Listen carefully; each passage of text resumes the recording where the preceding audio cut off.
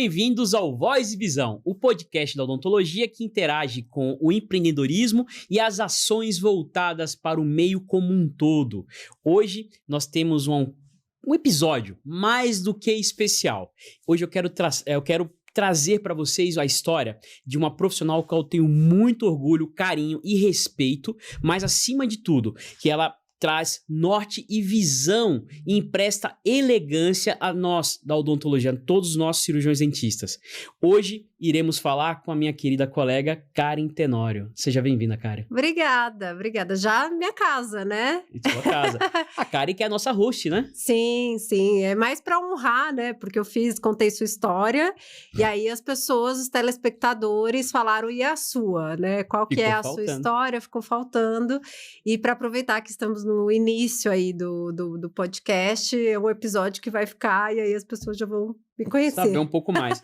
Mas antes de mais nada, eu não preciso nem de paper, né? Nada de cola para poder falar do currículo da Karen, né? A Karen, que é cirurgiã dentista, especialista e mestre em ortodontia pela Universidade de Guarulhos, professora e coordenadora do programa de pós-graduação e especialização em ortodontia, dor e oclusão, DTM oclusão, do RID Instituto de São Paulo e Recife, professora de graduação do Centro Universitário Anhanguera, nas unidades de São Bernardo, bem como ela também é membro da Bessono, Isso.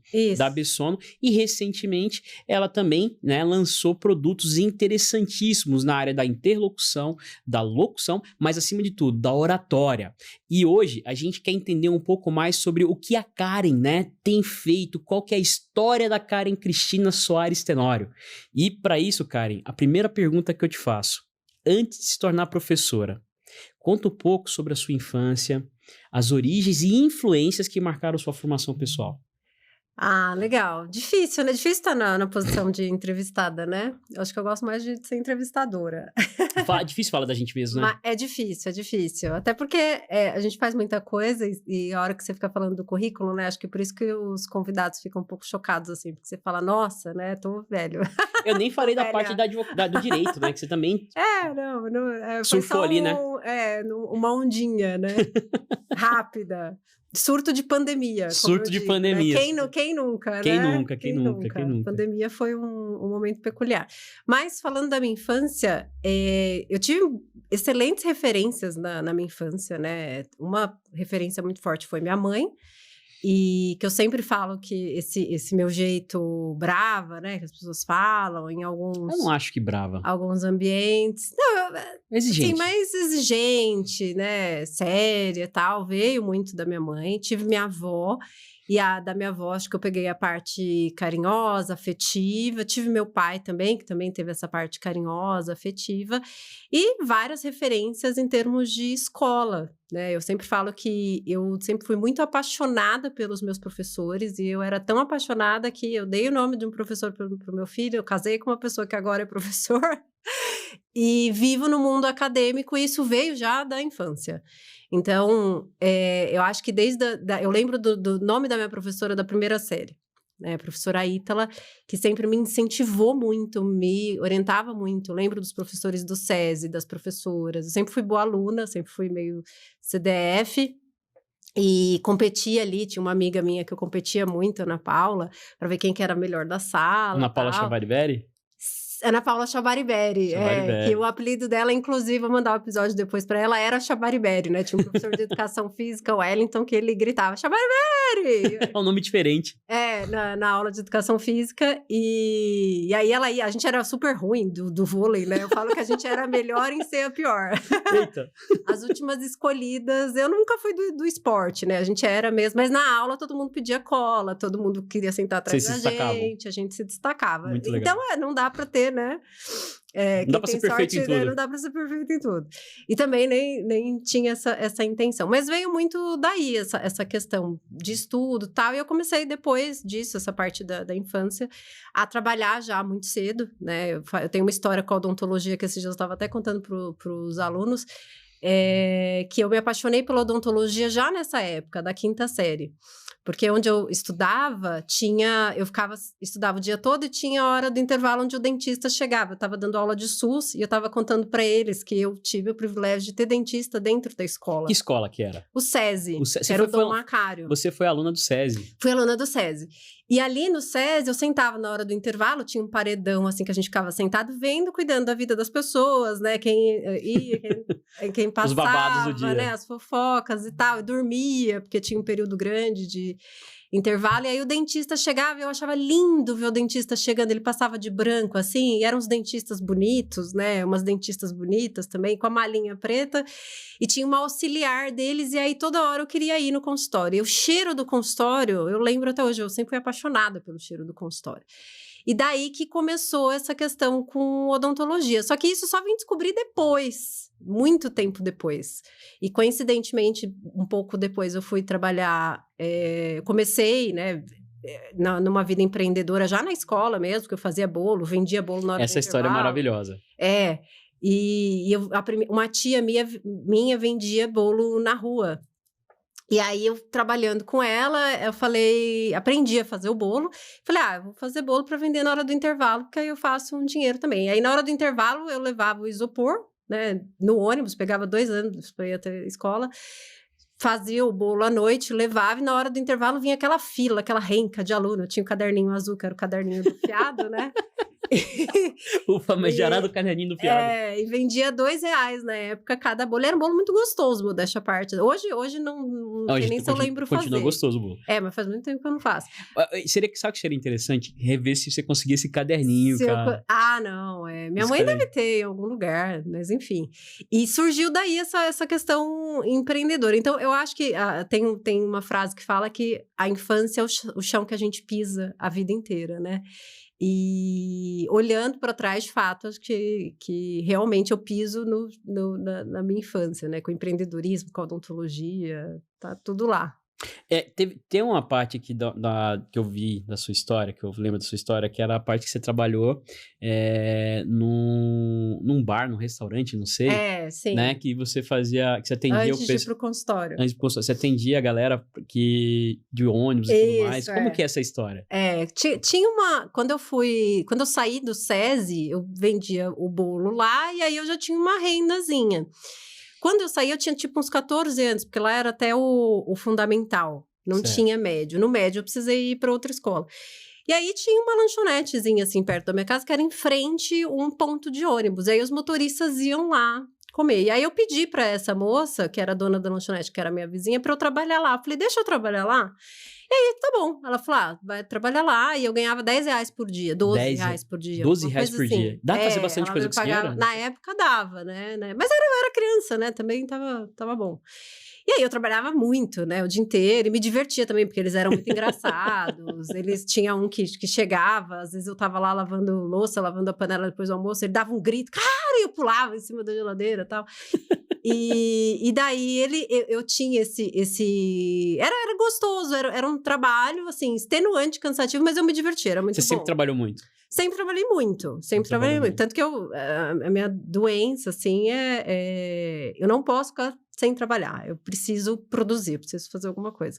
E veio daí, eu acho, né, dessa questão da infância, de fazer tudo. E como que você entrou na odontologia? Aí disso, depois dessa lanchonete, que era muito cansativo mesmo trabalhar, né? E aí minha mãe foi no dentista, minha mãe tinha um dentista que era o Dr. João Bosco, e uma vez ela foi na consulta e viu que ele estava atendendo sozinho, né? Hoje a gente sabe como funciona isso, né? Essa questão de funcionário, ele estava sem funcionário, desesperado, atendendo sozinho.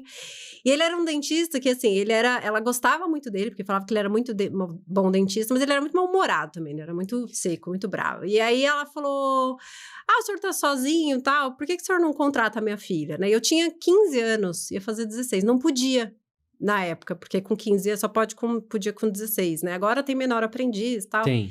E aí ela falou, contrata minha filha que ela é esperta, ela trabalha bem e tal. Aí ele falou, manda ela vir aqui. Aí eu fui, conversei com ele foi meio assim, reticente e tal.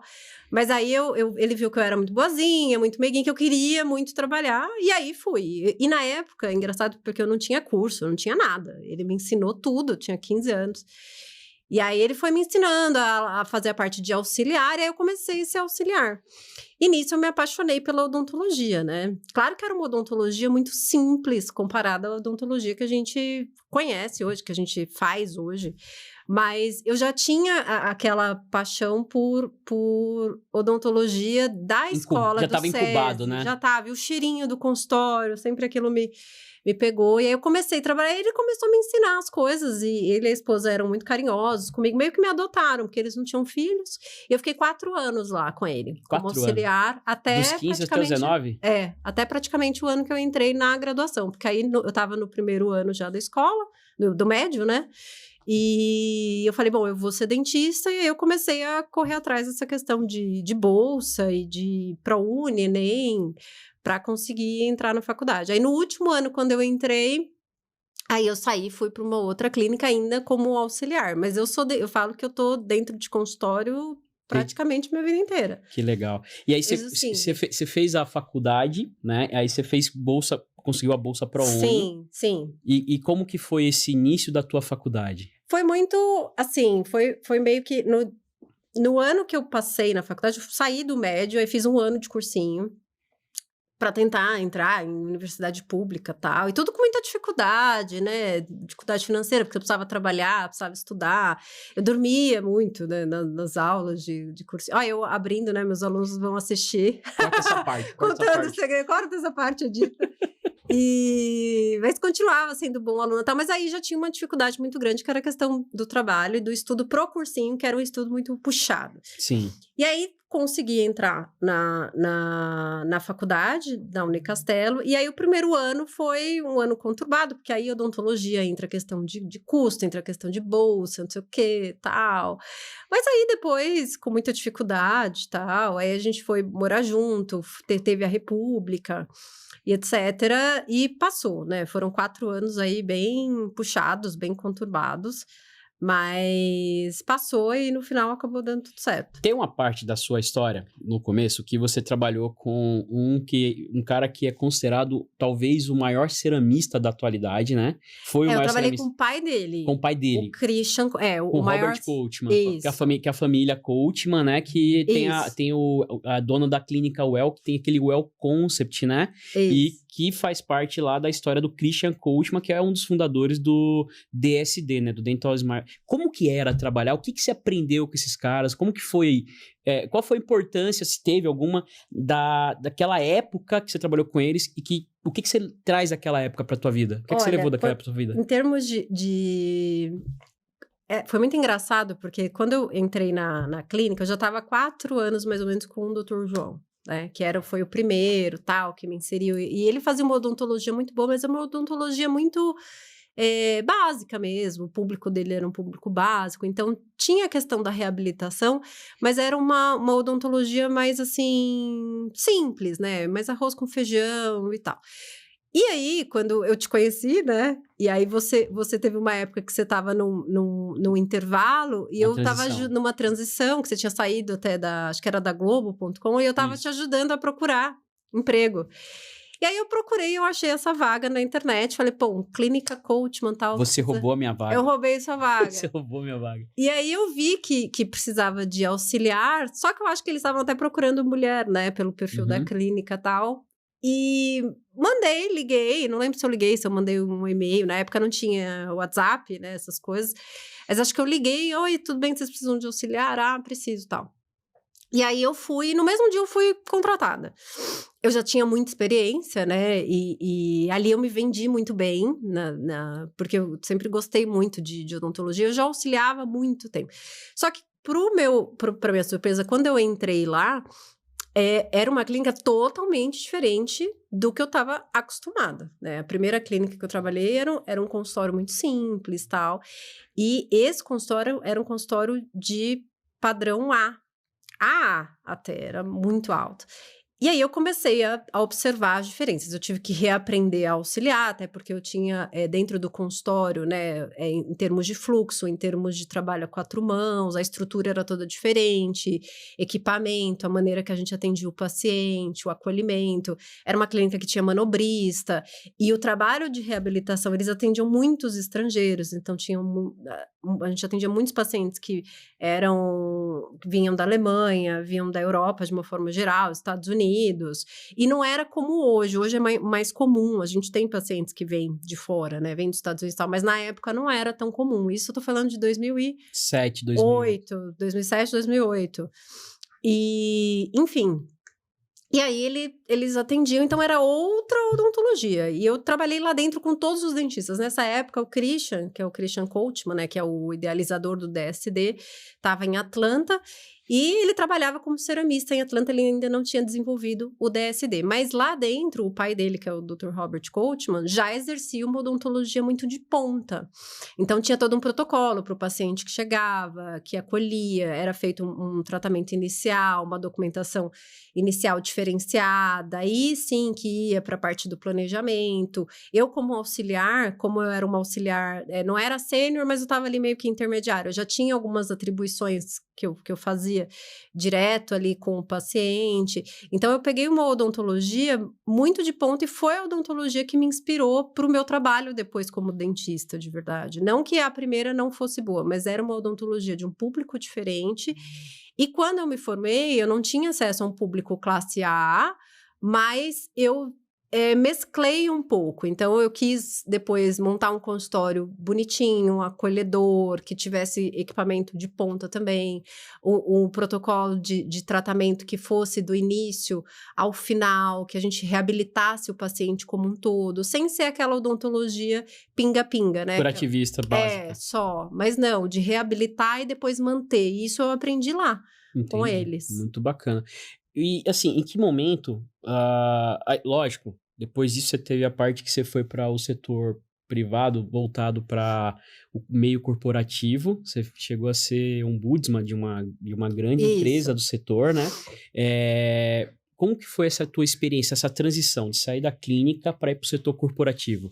Quando eu saí, eu estava bastante tempo já na Well Clinic. Eu estava... Bastante tempo não, eu fiquei menos tempo lá. Só que o que acontecia? Era muito longe. Era gostoso trabalhar lá. Eu lembro que 7 da manhã eu já estava sentada, atendendo paciente ali junto com o Dr. Robert. Eu gostava muito de trabalhar com ele, a gente tinha uma sintonia muito boa, assim. Acho que ele gostava também de trabalhar comigo.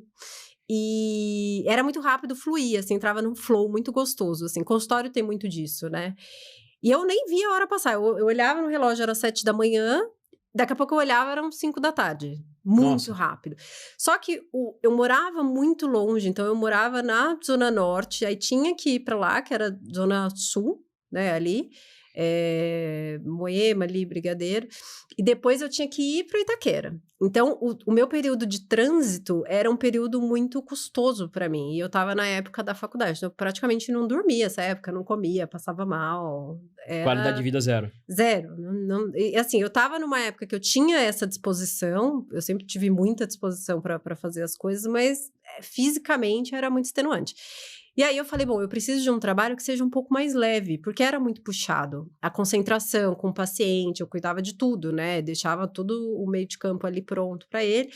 Eu falava, nossa, eu quero um trabalho que eu fique mais sentada no telefone, que seja mais leve um pouco. E aí, sim, eu fui por corporativo, que foi um convênio, acho que não vem ao caso de falar qual. E eu trabalhava dentro da ouvidoria desse convênio. Então, eu recebia reclamação de paciente, não era eu direta, né? Eu tinha um chefe direto, e eu passava essas reclamações para ele e resolvi. E foi uma experiência, assim, foi um outro lado também da odontologia, porque eu trabalhei no primeiro, né, com o Dr. João, que era um consultório privado, mas para classe C e D. Aí, depois eu tive essa experiência na classe A.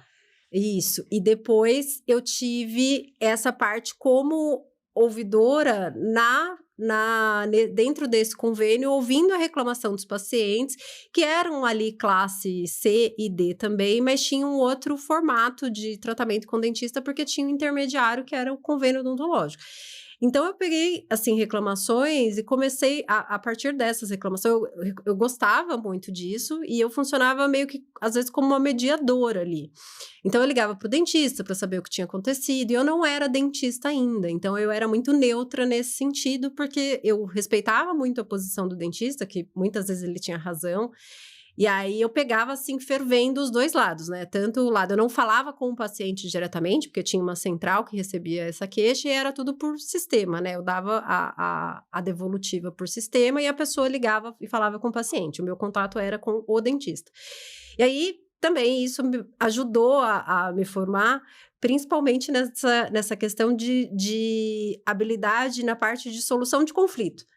Porque eu comecei, então, a saber como é que pondera, e isso refletiu lá na frente, reflete hoje ainda, no meu próprio consultório, na maneira como eu lido com os pacientes, na escola. Então, quando chega uma reclamação, uma queixa, ter essa abertura para os dois lados, e aí chegar no meio termo. Essas nuances fizeram com que você tivesse a experiência que você tem hoje, com essa parte de relacionamento. Tudo contribui, né? Engraçado Contribui. que eu nem lembrava disso, você, né, quando você vai contar a história assim, mas você vê que a nossa vida, ela de fato é uma colcha de retalhos. São repetições. E nada é perdido e tudo contribui para um momento seguinte, né? Eu acabei de participar do Index, e uma pergunta que eu fazia para os dentistas era o que mais na sua vida contribuiu para você atuar da forma que você atua hoje, né? E a grande maioria respondeu que era uma base, que eram os mestres, que era a maneira... E acredito que seja isso mesmo, né? Sim. O papel do mentor é muito importante, né? Muito importante, e de você ter uma boa referência, né? E eu tive boas referências e referências de várias áreas diferentes. Então, a maneira que você lida com determinado público, a base dela é a mesma, que ela se embasa através de uma questão ética, de uma questão de respeito pelo ser humano, mas em termos de comunicação, ela acaba, às vezes, diferenciando de um para o outro. Entendi. Bom, e aí, então, você formou? Sim. Você formou. Dentista, canudo na mão, você tá lá com o teu CRO, né? Uma das melhores da sala, bacana, legal. Você foi pra clínica. Como foi sair da graduação sem ter lá a mão do teu professor te ajudando e cair direto na clínica, na atividade privada? Qual foi o caminho que você seguiu? O que você decidiu fazer? Como que foi essa nova transição? Durante a graduação, como eu trabalhava já há muito tempo, eu via o dentista trabalhar há muito tempo, eu não tive, assim, grandes dificuldades para executar. Porque eu já sabia, já via há muito tempo, e ver ensina muito. Sim. É diferente quando você faz, mas ensina demais. Então, eu não tinha dificuldade nenhuma, e durante a graduação eu fazia muita endodontia, eu tinha os meus mestres, e eu gostava muito de endodontia na época. Isso é um ponto interessante, né? Muito. Porque assim, apesar de ser ortodontista, você começou... Foi a primeira área que você escolheu, a endodontia? Foi a primeira área. Na verdade, antes eu queria ser bucomaxilofacial. Quando eu entrei na... Era aí que eu queria pegar. É aí que eu queria chegar. Quando eu entrei na graduação, porque o doutor João Bosco fazia muita cirurgia. E ele gostava muito de cirurgia. Só que ele fazia cirurgia, enfim, do jeito dele e tal. Ele operava em pé. Por que eu falo do jeito dele? Porque ele operava em pé. Ele era um dentista muito antigo já, né? Então, era totalmente diferente do que a gente vê hoje. E eu adorava ver. Só que uma coisa é você ver, outra coisa é você fazer. E quando eu falei, nossa, eu quero ser bucomaxilofacial. Mas é aquela coisa de jovem, né? É o que eu mais vejo na graduação. O que você vai ser? Metade, a sala, 80% fala, quero ser buco. Isso. Muito empolgada. E eu achava que buco era uma coisa, e não era. E eu não tinha uma coisa que é muito interessante que eu tenho seduz hoje. muito, né? A bucomaxilo seduz muito. Não, seduz por falta, eu acho, de conhecimento profundo sobre a área, por um pouco de ignorância da parte do aluno. Ignorância no sentido de não saber ainda, de ausência do conhecimento, né? De ausência de know-how, de tempo mesmo, né? Verdade. Na área. Mas eu achava muito lindo, e olha que eu já estava na área há muito tempo. Mas eu gostava das reconstruções, eu gostava da parte... Eu lembro que eu quis ser buco, na verdade, porque logo no início da faculdade teve um congresso lá, um congresso acadêmico bem simples, assim, e teve uma aula de um bucomaxilo que tratava pacientes até com oncológicos, algo assim. Então, ele ajudava a fazer essas cirurgias e tal. Eu achei muito bonita a missão dele de tratar paciente oncológico operando. Eu falei, bom, eu quero ser bucomaxilo, até porque eu tinha também um pouco daquela paixão pela área da medicina, que eu acho que todo dentista tem um pouco, né, de ver o médico, o jaleco, esse brilho que tem a medicina. Não que eu seja uma dentista frustrada, porque eu não fui médica, porque eu sempre quis ser dentista, por incrível que pareça, desde o início. Quando eu era criança, teve uma fase que eu queria ser juíza, mas foi muito rápido, porque eu era muito mandona, eu gostava de dar ordem, eu mandava em tudo, né, eu sempre fui muito autoritária. Uma aspas, era, o termo... Era. O verbo era, é interessante da gente citar aqui, o verbo era. E como juiz, eu acho que eu pensava, ele falou, nossa, se eu for juiz, aí não tem pra ninguém, né? Eu vou mandar, as pessoas vão ter que fazer. Mas eu tinha o quê? 7 anos de idade, por aí. E depois, eu falei, bom, vou ser bucomaxilo porque é muito bacana e tal. Só que aí eu entrei, essa de buco durou até eu chegar na parte da cirurgia da faculdade, da graduação. Quando eu cheguei na parte da cirurgia, teve um episódio que foi muito traumático para mim. Eu gostava muito da parte cirúrgica, só que eu tive uma paciente que era uma cirurgia de terceiro molar. E aí, nessa cirurgia de terceiro molar, eu não tinha preparo nenhum, obviamente. Naquela época, os professores deixavam a gente fazer cirurgia de terceiro molar. Hoje eu vejo que já é um pouco mais difícil, né? De você conseguir executar isso dentro da graduação, dada a dificuldade do procedimento, de fato, porque é um procedimento muito difícil, de muita responsabilidade, etc. E eu comecei a fazer a cirurgia e a paciente começou a gritar muito, gritar. E foi uma cena, assim, horrível. Até hoje não sai da minha cabeça. E aí eu chamei o professor para me ajudar. E ela começou a gritar, na verdade, porque eu era aluna, óbvio. Acho que eu falo assim, gente, você imagina, hoje eu sou ortodontista, né? Então você imagina o que com a coitada da paciente... Eu não tiro nem dente de leite hoje, né? Eu falo pra criança, amarra ali e puxa. Eu não gosto de sangue, o ortodontista gosta de ambiente limpo. E aí, foi muito traumático, eu chamei o professor, e aí ele foi um pouco áspero com ela, eu fiquei com muita dor da paciente, né? E, enfim, e acredito também que por um pouco de romantização, porque quando a gente é muito novo, Leandro, você, não sei se você passou por isso, que você teve um caminho inverso, assim, mas eu era muito apaixonada por odontologia. Não sei. Muito, muito. Eu tive no Index semana passada, eu saí do Index chorando mesmo, assim, porque eu lembrei, né, daquele amor, aquela paixão daquela toda. paixão. Não que hoje eu não seja, tá? Mas é diferente daquela paixão inicial, e aí a paixão, ela te faz florear um pouco, né? A profissão. Doura bastante a pílula, né? Muito, doura muito. E o mundo, ele não é todo colorido. Quando você vai pro dia a dia, de fato, o dia a dia, ele é muito mais pesado do que aquilo que você faz na boca do paciente, do que a sua entrega, porque aquilo é a parte boa, as pessoas não sabem disso. O dentista adora atender. O dentista, normalmente, a maioria, quando ele é um dentista raiz, que você vê o cara trabalhando às vezes 12, 14 horas por dia, ele adora o que ele faz. E você vê esse brilho no horário. Então, ele trabalha 14 horas por dia, às vezes ele dá aula, às vezes ele publica artigo, faz várias coisas, porque ele tem paixão por aquilo ali. Só que fora a boca, fora entregar, fora o atendimento, é muito cansativo. O entorno é complicado. Muito, você tem muitas responsabilidades, você é empreendedor sem ter formação nenhuma de empreendedorismo do seu consultório, aí a parte da gestão começa a pegar, a parte do dinheiro começa a pegar, você não sabe administrar.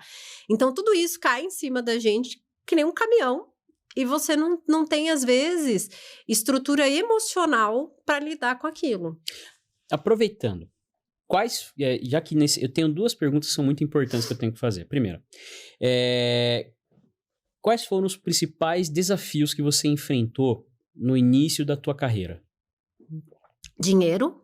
Isso é muito difícil, de fato. Muito, porque odontologia é uma profissão cara. Sim. Hoje, você tem muito mais acesso. Hoje, as classes mais baixas, elas acessam muito mais fácil a graduação. Mas, na época que eu me formei, isso era um início ainda, porque eu estava num processo de início ali do ProUni. E eu fui uma dessas contempladas do ProUni. Eu não tinha bolsa 100%, eu tinha 50%. E eu lembro que quando eu entrei na faculdade, minha mãe, ela tinha acabado de ser demitida. Minha mãe estava há 18 anos já na mesma empresa. Minha mãe, eu vim de uma família muito humilde mesmo. Meu pai sempre foi motorista a vida inteira. A minha mãe, ela sempre trabalhou em metalúrgica como prensista. Até hoje ela trabalha em metalúrgica como prensista. E meu pai, eles se separaram, meu pai formou outra família, ajudava como podia, mas não era o suficiente. Então, eu tive que dar um gás muito cedo, vender bolo, essas coisas que eu fazia, era tudo para ajudar em casa mesmo. Só que eu nunca desisti, minha mãe sempre insistiu muito nessa questão do estudo. Tanto que eu sempre fui muito estudiosa, porque ela falava que precisava estudar, Então, eu falava, bom, ou eu me formo, eu tenho que me formar em alguma coisa. Não existia um segundo plano, né? Não tinha plano B, eu tinha que fazer.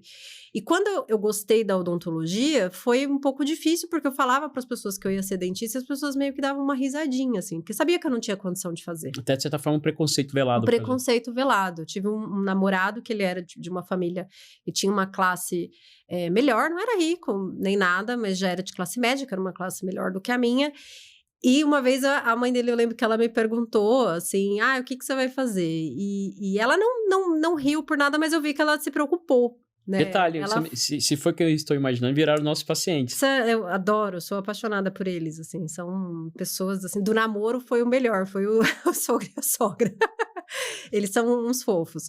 Mas ela ficou preocupada, não que ela tem, porque ela sabia que seria difícil, etc, né? Acho que o meu namorado na época já tinha dado mais ou menos ali a situação de como era. Enfim, mas eu nunca me senti... Não, eu sabia que eu nunca me coloquei numa posição inferior por causa da minha condição social. Nem pode. De jeito nenhum. Nem pode. E eu sabia que eu tinha a minha força de trabalho. Lógico, né? Que se a gente imaginar todas as dificuldades que vão haver na carreira... A gente não faz. A gente trava e não vai. Né? Mas eu não tinha opção mesmo. Eu não via outra opção, porque eu falei, bom, do chão não passa. Daqui pra ficar pior, já tá ruim. Então, eu preciso tentar... angariar alguma situação diferente aí pra melhorar. Até porque, assim, se a gente pensar... A educação continuada é o maior investimento e o mais rentável que uma pessoa de baixa renda pode ter, né? Você tem que ter esforço, logicamente. Se você se esforça, esse investimento ele vai render frutos inevitavelmente.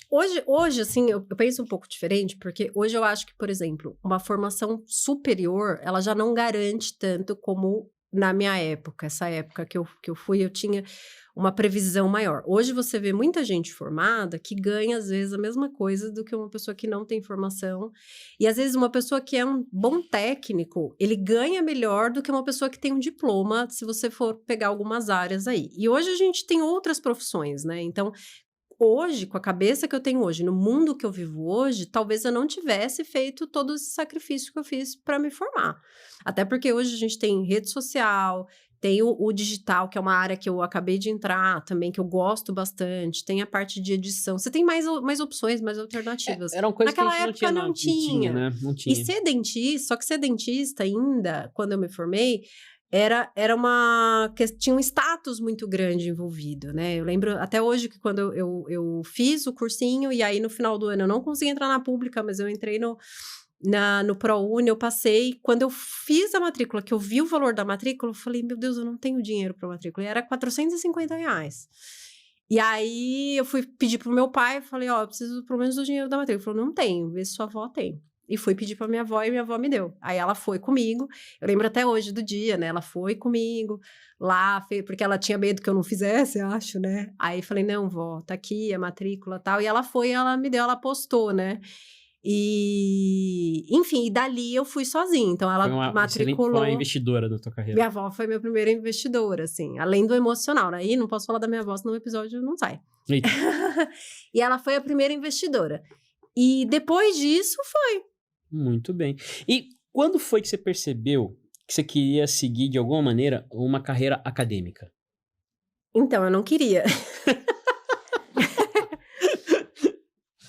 A carreira te arrebatou. Na verdade, o que aconteceu? Eu nunca quis, porque aí entra a questão de falar em público, né?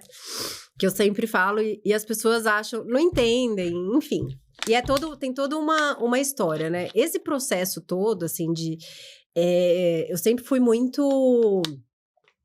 eu vou desbravar, eu vou fazer, eu vou acontecer, mas era tudo ali no meu mundo. Eu tinha a parte de apresentar na sala de aula, mas na minha sala eu conhecia todo mundo. Era um ambiente seguro, né? E era um ambiente muito seguro e eu ajudava todo mundo, porque eu era muito estudiosa, todo mundo pedia cola, pedia matéria. Então eu tinha, assim, uma, tipo, licença poética para falar lá, né? Os professores me conheciam. E como era uma coisa que era muito dinâmica, porque a faculdade, hoje eu vejo os alunos, eles correm bastante, mas eles correm mais nos anos finais, assim. Eu percebo que a gente corria muito desde o início, era mais sufocante o curso. Então eram 4 anos que eu dormi, acordei e tinha acabado. Foi muito rápido. Muito sofrido, mas muito intenso, né? Até porque a gente morava muito longe, aí passava o dia, enfim. E então eu tinha liberdade. Você sabe que a gente tem visões diferentes dessa época. Pra mim, demorou uma eternidade. Porque você não gostava no início. Provavelmente. Porque você não gostava. Eu não, eu tava. O fato, cada dia pra mim era um dia superado ali. Porque eu consegui, minha avó me deu a matrícula. E aí eu consegui fazer. E eu lembro, voltando, que eu ia falar, o dia que eu fiz a matrícula. Que eu falei, eu passei, minha mãe falou, eu fui demitida. E era só eu e minha mãe. Meu Deus. E ali eu fiquei num ponto assim, eu falei, caramba. E agora, né? Se eu for fazer a faculdade, o meu salário na época era R$ 450 do mês. Do mês. E eu ainda colocava, às vezes, o transporte metade do bolso, né? E aí, quando eu passei na faculdade, minha mãe tinha sido demitida. E eu lembro que na faculdade eu tinha que pagar. Dava tipo uns 480 por mês com a bolsa e eu ganhava 450. Então foi um ato assim de fé muito grande, porque eu já entrei negativo. E eu falei, cara, eu vou dar um jeito. Foi uma aposta, assim. Foi. E como minha avó. E aí minha mãe foi demitida, eu falei, e agora, né? Como é que eu vou fazer? Só que nesse momento eu falei, mãe, você vai arrumar outro emprego. Não tem o que fazer, né? Vai em tal lugar, tal. E eu meio que fui mãe dela nesse momento, assim. E minha mãe nunca foi, ela sempre trabalhou muito. Esse exemplo de trabalho, eu tenho dela. Porque minha mãe, a vida inteira, ela sempre trabalhou. E ela é daquelas funcionárias que a gente via antigamente. Ficar anos na mesma empresa. Tinha estabilidade, na verdade, na empresa. Ela reclamava, xingava, brigava com o chefe, mas tava lá, não largava, entendeu? Ela brigava com o chefe lá, mas defendia pros outros. E aí, era empresa. E ela tinha pouco, mas estava ali. E aí, quando ela falou pra mim que foi demitida, eu falei, cara, mas aí eu falei, eu não tenho opção, se eu não fizer, eu tive que ser muito fria nessa hora, né? Eu falei, não, mãe, a gente vai dar um jeito, você vai arrumar outro emprego, mas o meu dinheiro agora eu vou ter que pagar a faculdade. Ainda bem que você não desistiu. Ainda bem que eu não desisti. Eu fui um grande favorecido com essa sua persistência. E aí, depois, aí começou a rolar, né?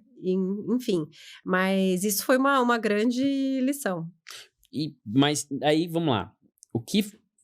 Nesse momento, qual foi o momento mais marcante? Se existe, assim, na realidade, um marco que fez você... Não, agora eu vou pra academia. Você tinha perguntado, verdade, perdão. Aí, na academia, eu terminei a faculdade. Só que eu terminei a faculdade, a gente começou a namorar, né, tal. E no último ano eu engravidei.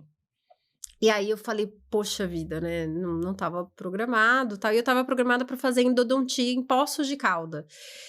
E aí, esse curso, tal, que eu ia fazer, eu falei, bom, não vai rolar, porque eu tô grávida, enfim. E aí, eu falei, bom, preciso fazer uma coisa mais rápida. E aí, logo que eu formei, eu tava grávida ainda, eu comecei a trabalhar no consultório, que eu via o ortodontista trabalhar muito, ele atendia, e no final do dia ele recebia, tipo, uma bolada. Porque na época, a ortodontia era uma coisa que rendia muito, assim, em clínica popular, tá? Eu era recém-formada, porque você tem, em cada fase, você tem o seu público, né?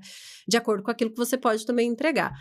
E eu falei, vou fazer ortodontia porque é uma coisa fácil, tranquila e eu vou ganhar muito. Nossa, eu caí do burro umas 3 vezes, né? De fácil não tem nada, zero. Pelo contrário, é muito difícil. Enfim, fui e fiz a especialização, só que no final da especialização, meu filho, nossa, era pequenininho, tal, ficava muito doente, eu não conseguia levar o curso, parei bem no finalzinho. E aí, falei, bom, eu preciso voltar. E quando eu precisei voltar, você estava já num período de mestrado e tal. Falou, faz o mestrado lá, que é um mestrado que você vai ter a parte prática e já é um degrau a mais, né? Porque você sempre teve essa coisa de não retroceder, né? Falou, não vai voltar para especialização porque você já fez e vai ser repetido. E realmente, eu tinha parado bem no finalzinho, uma dó. E aí, eu fui para o mestrado. Só que do mestrado, eu falei, bom, eu vou, mas só para eu aprender a melhorar minha técnica, me especializar mais. A visão era duplo. A visão era técnica mesmo. Técnica, puramente técnica, para atender. Nunca quis dar aula, nunca quis ser professora. E tinha horror, na verdade, de ser professora, porque eu precisava me expor. E no mestrado era horrível, porque eu tinha que dar aula. Eu lembro até hoje da primeira aula que eu dei, que foi pra Marta. E a Marta, você lembra? Ela era muito brava. Muito brava, assim. Ela é um amor, na realidade, mas Então, assim... mas Você lá sabe, no você sabe que ela mestrado, tá ela na não São era. Judas, a gente trabalhou junto na São Judas. Eu Jura? trabalhei junto com a Marta na São Judas. Que querida. E hoje eu tenho essa visão dela, mas o aluno, ele tem... É que nem criança, né? Quando a gente é criança, tem determinados adultos que você vê a pessoa assim como enorme, né? Mas é porque você tá numa posição... E era o que eu sentia ali. Eu me sentia muito pequena, né? Perto dela, eu tive que dar minha primeira aula. E eu lembro que eu fui muito bem até nessa primeira aula, que no final da aula, eu dei umas gaguejadas e eu comecei a tossir, tal. E isso é sinal de nervosismo. E ela elogiou, a disciplina chamava didática. E ela falou, você tem, né, didática, você é boa, tal. E no final, só você... E aí foi meio que um facão. E nisso vieram as outras aulas. Só que o formato do mestrado, que é um formato que eu acho que ele funciona, mas ele é muito sofrido para algumas pessoas, até por isso que a gente vê a questão. Eu vou trazer aqui um profissional para falar sobre saúde mental, um psiquiatra, e a gente vê muitas pessoas do mestrado e do doutorado com problemas psiquiátricos, né? Dependendo de onde a pessoa faz, é pior ainda, porque de fato é uma situação muito complicada. Dunning-Kruger, né?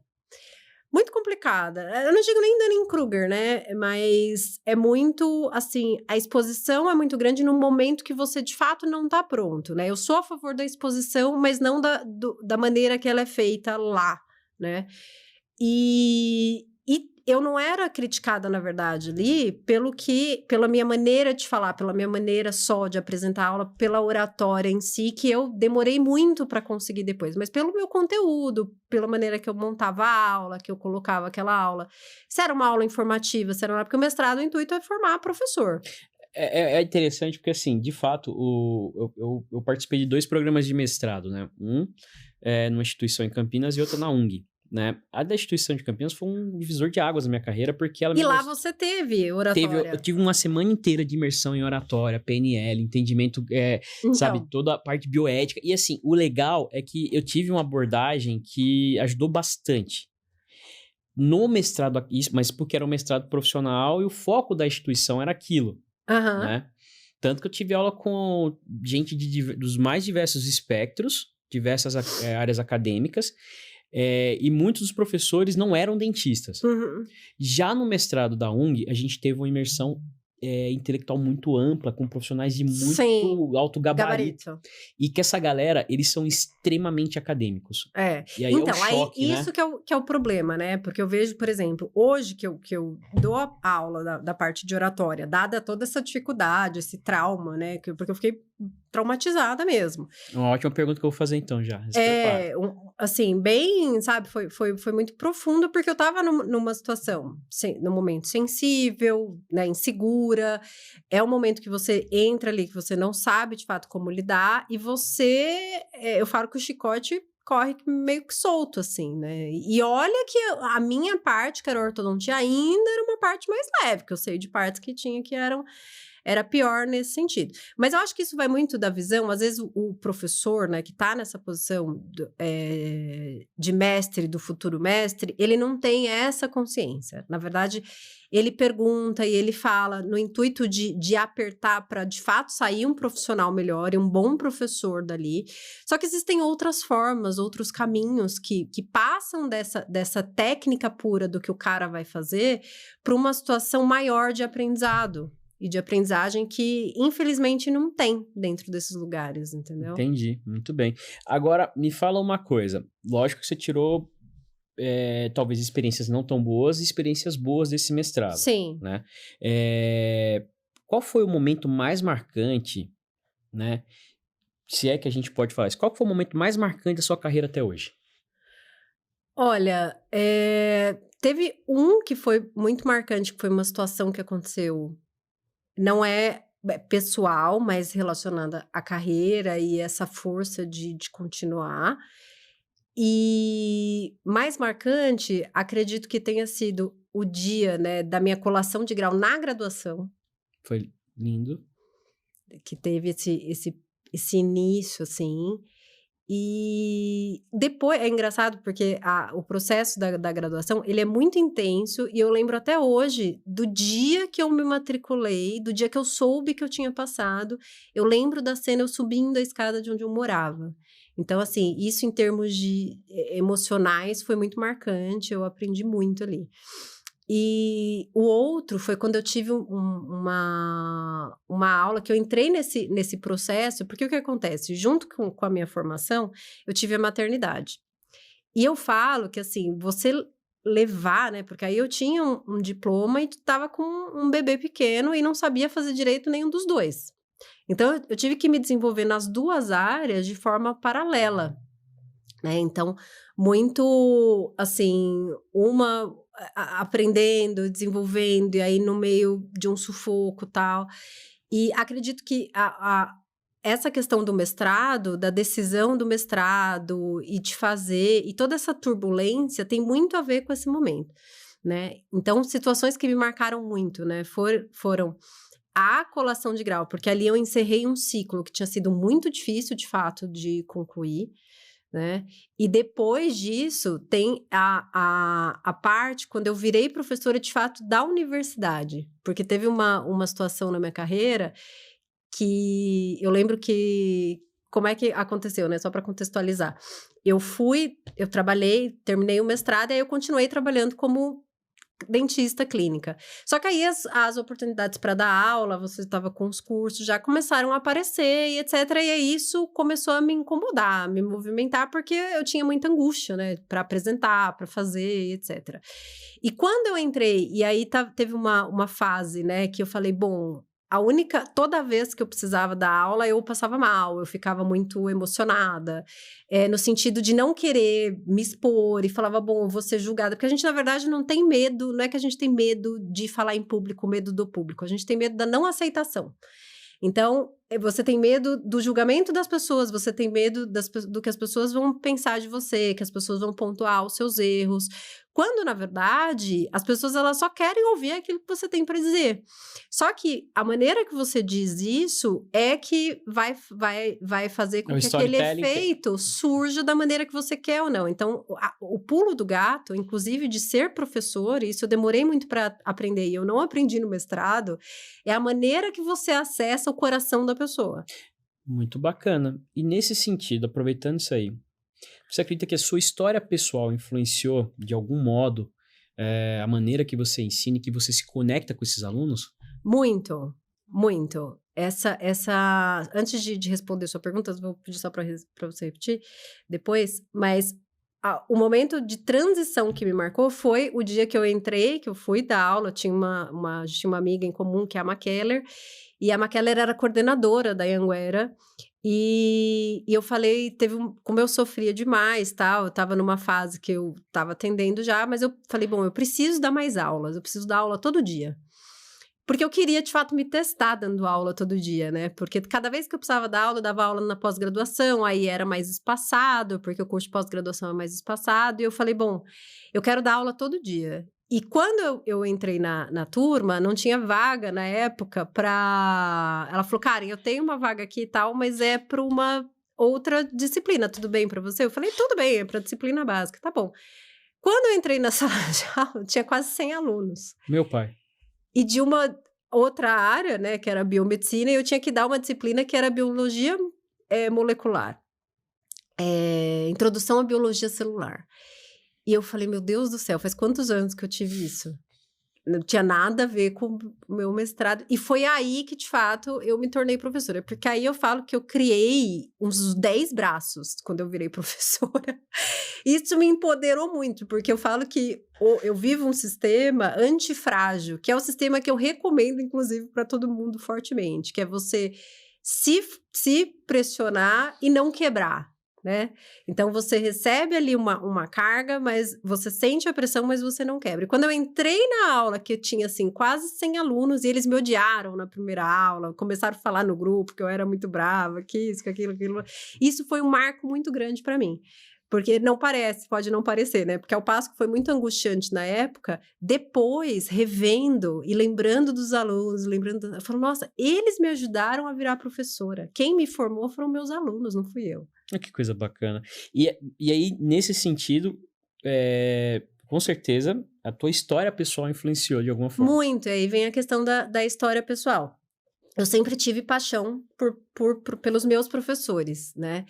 Então, eu sempre admirei muito professor, etc. E essa questão do ensinar, do entregar, tem a ver muito com a necessidade de fala, porque quando eu me formei, que eu engravidei, foi meio que um breque para mim ali, né? Foi uma sensação de impotência muito grande, porque eu estava num período de carreira e eu precisava dar conta de uma maternidade ali que eu não tinha nem pensado que ia chegar naquele momento. E precisei levar as duas coisas. Só que eu tinha um sentimento de impotência muito grande porque eu não me sentia inteira em nenhuma das coisas. E aí, disso veio o síndrome do impostor. Eu achava que eu não era capaz, eu achava que eu tinha estudado, mas que nunca tinha sido o suficiente. E uma insegurança que eu acho, hoje eu vejo que é uma insegurança comum até para as mulheres, para o público feminino. E a partir disso que eu comecei depois eu tive esse marco, né, na graduação, que eu falo que eles me ajudaram a me formar, porque aí eu começava a ver quando eles não tinham entendido que a aula... E no início, eu ficava muito brava porque eu falava, nossa, a turma é difícil, a turma não corresponde. Não corresponde. Só que eu tinha feito antes, para passar por todo esse processo, anos de terapia. Só que nada é tão eficiente quanto você viver a situação. A terapia, ela é muito boa, porque ela fala das situações que você já viveu, só que você aprender vivendo uma situação e tendo a capacidade, que eu acho que foi o que eu desenvolvi na terapia, de se enxergar naquela situação e principalmente de se enxergar os seus defeitos e os seus erros em cada situação e melhorar um pouco mais a partir de cada uma delas, é o grande pulo do gato. Então, a minha experiência pessoal contribuiu justamente para isso. Porque, primeiro que, assim, a maternidade me mostrou que eu não sou perfeita, que não dá para ser perfeita, que por mais que eu me esforçasse, eu não seria perfeita, né? Porque eu fazia de tudo pelo meu filho, era uma mãe, né? Mas eu era muito rígida, muito brava. E aí, do nada, eu te odeio, mamãe. Você é a pior mãe do mundo. E você falava, nossa, mas eu me mato por causa dessa criatura, né? Corro para fazer almoço, para passar roupa, para não sei o quê, para deixar tudo em ordem e tal. E aí eu te odeio, mamãe. Então, isso... Hoje ele tá com 14 anos já, né? Mas demorou muito para eu ver. E com os alunos, quando eu quis dar aula... Foi uma questão pessoal muito grande também, porque meu filho começou a ficar mais independente. Eu sentia muito aquilo, que ele estava independente. Eu falei, eu preciso me ocupar de alguma forma. Síndrome do ninho vazio. E era muito cedo porque ele tinha 12 anos. Só que quando eu cheguei na graduação, eu falo que os alunos, né, você pode ter 70 anos, você entrou numa sala de aula, você vai querer dar gato no professor, você vai olhar o que o colega estava... Você vira aluno de novo. E aí você vira... Não que eu seja mãe, porque hoje eu me considero muito mais parceira e uma colaboradora do conhecimento deles, porque o protagonismo inteiro é deles. Eu falo que a inteligência deles, eu só sou um guia lá. E faço questão de ser... catalisador, na realidade, né? De tentar ajudar eles a errarem menos no caminho deles e enxergarem ali, tirando algumas pedras e mostrando algumas coisas. E isso quem me trouxe foi também a maternidade. Então, Leandro, no fundo, eu acho que as nossas experiências, todas as experiências que a gente tem na vida, tudo contribui pra gente ser quem a gente é. Concordo, número, gênero e grau. E aí, posso fazer um extra topic aqui, um off topic? Legal? Pode. Quem é Maria Vai?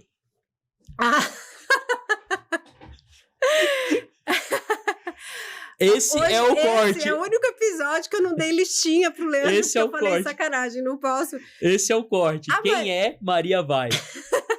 Maria Vai foi uma personagem que eu fiz no teatro. Quando eu fiz o curso de teatro, ela era uma catadora de lixo. E a Maria Vai me ensinou também muito, né? Porque esse nome, assim, eu lembro até hoje, eu fui fazer o teatro porque eu era muito tímida mesmo. E aí eu sofria muito e você estava me colocando na época para dar aula nos congressos, tal, para cumprir grade. E aí eu lembro que você falava assim, né? Ontem eu até fiz um Reels com uma ligação que é uma ligação real. Eu fazia de fato aquilo. Você me ligava, oi, você pode dar aula tal dia? E eu falava, não, como assim? Oi, não, que aula? E eu ficava toda perdida. E você, não, vai, responde logo o seu jeito, né, rústico de ser. Não, responde logo que eu preciso fechar a grade aqui e tal. Você dá aula de tal coisa, pode ser? Que é a tua área, que era a área da dor, né? Que eu fui fazer a atualização em dor e tal. E, não sei. Não, tá bom, vou pôr seu nome aqui. Você colocava. Quando você chegava em casa no dia, eu falava, por que você fica me colocando pra dar essas aulas? E eu já falei, eu não quero, lembra? E coitado, desculpa, porque eu via que você sofria muito. E aí eu falava, mas eu sofro muito, Leandro, minha aula vai ser horrível, como é que eu vou falar lá no congresso? Só tem gente muito boa, que não sei o quê, e eu só estudo, né, e tal. E você falou, não, você é professora, você sabe fazer, você faz isso e tal. E você falou, Karen, você precisa fazer um curso, né, de oratória e tal. Eu falei, tá bom. Aí eu fui procurar e eu achei o curso do Ederson, que é um professor excelente. Inclusive lançou um livro Silêncio agora, do Orador. O Silêncio do Orador, professor Ederson. Esqueci o sobrenome dele. Ederson Pereira. Ederson Pereira. E o Ederson tava dando uma imersão para dentista, né? E aí eu falei, não, se é uma imersão para dentista, vamos lá. E fui, e foi muito gostoso o curso do Ederson, ele é ótimo, né, e tal. E aí eu adorei. E o Ederson, ele veio também do teatro, se eu não me engano. E aí, depois, ele teve umas coisas do teatro, eu saí de lá e falei, Leandro, eu vou fazer um curso de teatro. E eu nunca me imagino, curso de teatro e tal, mas eu fui.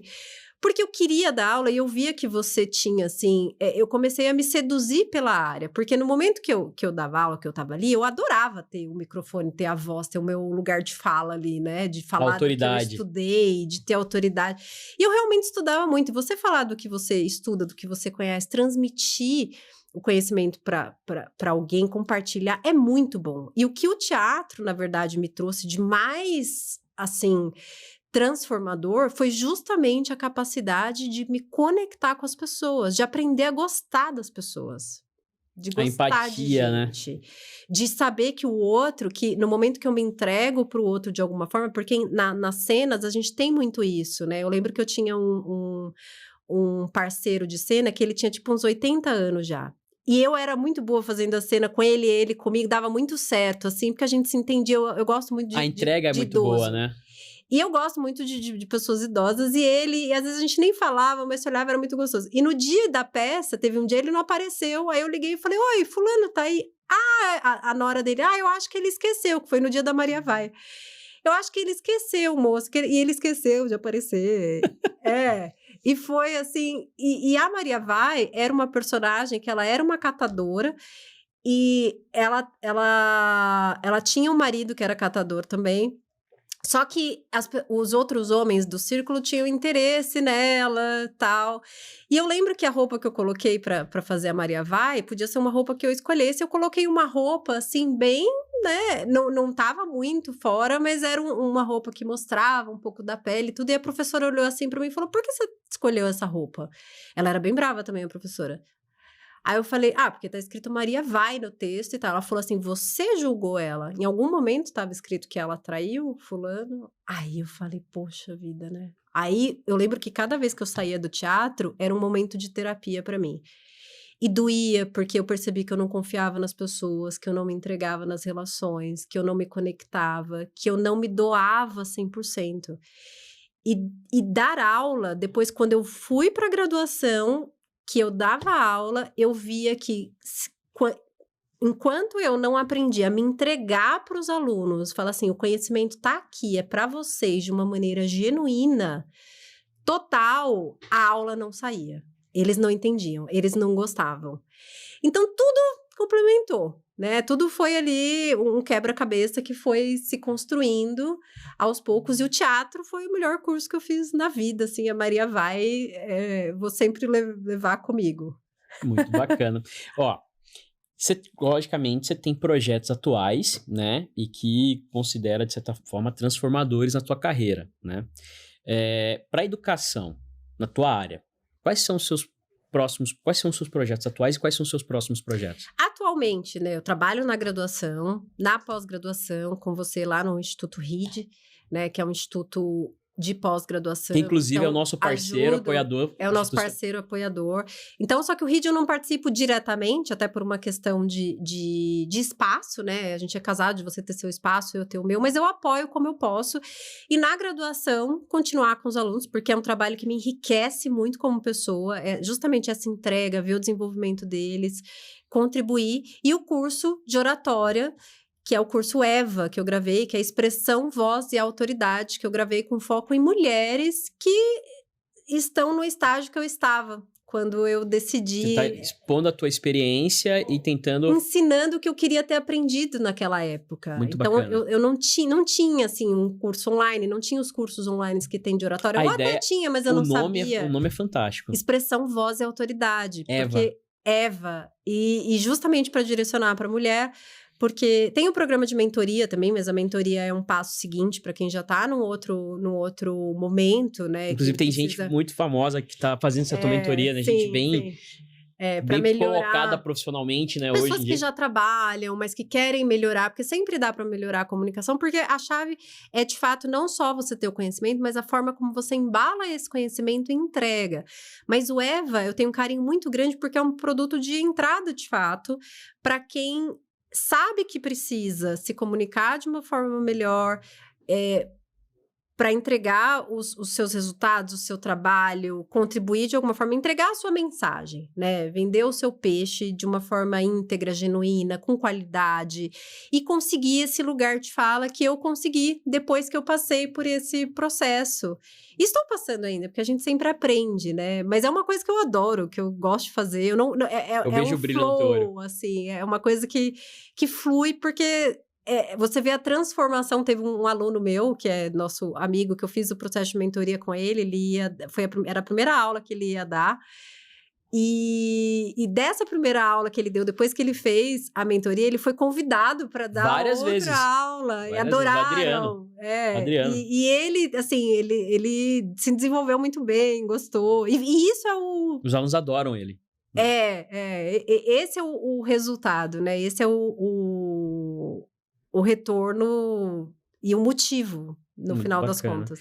Ó, se você pudesse deixar hoje uma mensagem para os jovens, né, para os novos profissionais, aqueles que estão começando na carreira, tanto acadêmica como profissional, num plano de fundo geral assim, qual que seria essa mensagem? A primeira é: tenham paciência, né? Nada vem de forma gratuita, nada vem rápido, tudo é uma construção. Invista, além do conhecimento técnico, o conhecimento técnico eles vão ter de qualquer forma, porque o dia a dia deles é esse. Mas invista no seu desenvolvimento pessoal, invista nos seus 8 braços, né? Cria aí soft skills. Então, inteligência emocional, comunicação, capacidade de lidar com o outro, a capacidade de resolver conflito, aprenda a falar melhor, aprenda a se expressar melhor, faça-se entender pelo outro. Até porque comunicação não é o que você fala, é o que o outro entende. É o que o outro entende. Então, se você resolver o problema da comunicação, que é um problema comum em várias áreas, então, em relacionamento, que daria um podcast só para isso, né? A parte de liderança, a parte de venda direta, todas as áreas, o grande problema é a comunicação. Então, e existe todo um conjunto, né? Existem, quando a gente fala de comunicação e persuasão, tem muita gente que entende a persuasão como manipulação, no sentido e não é isso. Não é. É no sentido de você aprender a apresentar a sua ideia, aprender a se expor, argumentar, gerar uma conexão genuína com o outro, desenvolver a sua capacidade de argumentação, saber colocar esses argumentos, saber pontuar. E com isso, você, de fato, ganha mais valor diante da sociedade, porque no mundo onde tudo é muito ruidoso, a gente escuta muito barulho, a gente escuta muita informação desencontrada, a pessoa que tem clareza, ela sai na frente, porque o nosso cérebro não gosta de confusão. A gente foge da confusão porque você deixar o seu cliente confuso, gasta a energia do cérebro dele para pensar. Então, quanto mais clareza você tem ao expor ou o seu conhecimento, ou o seu produto, ou o seu trabalho, mais você aumenta aí as suas taxas de sucesso. E quais são os seus sonhos, objetivos, se é que você tem mais algum, deve ter, né? eu acredito que sim, que você deseja realizar em sua carreira e na sua vida pessoal? Na minha vida pessoal é formar meu filho, né? Que é minha missão maior aí. O dia que ele entregar o diploma, minha missão acadêmica com ele tá cumprida, que é a principal. E na minha carreira é, de fato, formar um número grande de pessoas e ajudar e contribuir para essas pessoas. Claro que a gente tem intenção de impactar o maior número de pessoas possíveis, né? Mas hoje a minha métrica de resultado é 1 a 1. Uma pessoa que muda, que melhora por causa de um curso meu, de uma orientação, de uma palavra, às vezes, que eu falei dentro da sala de aula, ou um conselho que eu dou, ou uma frase que eu dou. Às vezes a gente fala uma frase assim, despretensiosamente, né? Ontem eu estava na sala de aula e eu comentei com uma aluna que ela estava se queixando um pouco da aula e eu falei, olha, é justo que muito custe aquilo que muito vale. Essa frase não é minha, não sei nem de quem é, para falar a verdade. E ela conhecia a autora e tal, e um aluno deu um estalo nele, assim, ele ficou pensando, tipo, uns 10 minutos, falou, nossa, isso é Profundo. muito profundo. E não é minha frase, mas ele escutou através da minha boca. Então, isso é o que move a gente, você melhorar o mundo para os outros, sabe? Assim, você deixar o mundo melhor para viver nele e para as outras pessoas viverem nele. Eu acho que é isso. Olha, só agradecer a oportunidade Passa de muito rápido Passou ser muito entrevistada. Olha aí, ó. Eu me segurei muita coisa aqui pra não, né? Eu sou meu chorão. Até porque como você falou, a gente tá junto desde seus 19 anos. Tudo que você falou faz parte da minha história também. Então, primeiro, obrigado. Obrigada a Você é uma pessoa você. maravilhosa, entendeu? É uma pessoa que eu tenho orgulho de ter do meu lado. Eu também. Né? Espero que vocês tenham aprendido um pouco mais, entendido um pouco mais de onde vem tudo que essa mulher faz, né? Que essa mulher maravilhosa que, novamente... 1 hora é pouco, é muito viu? pouco. Daria, Mas, como eu disse, você empresta garbo, parafraseando um amigo querido, um mestre, você empresta garbo e elegância para nossa profissão, né? Obrigado. Só que eu posso falar é obrigado. Obrigada a né? você. Esse episódio, ele é um oferecimento, pessoal, do Reed Institute, né? E da SG Solutions. Saiba mais sobre essas empresas no nosso timeline aí, tá? E até a próxima. Até. Muito obrigada.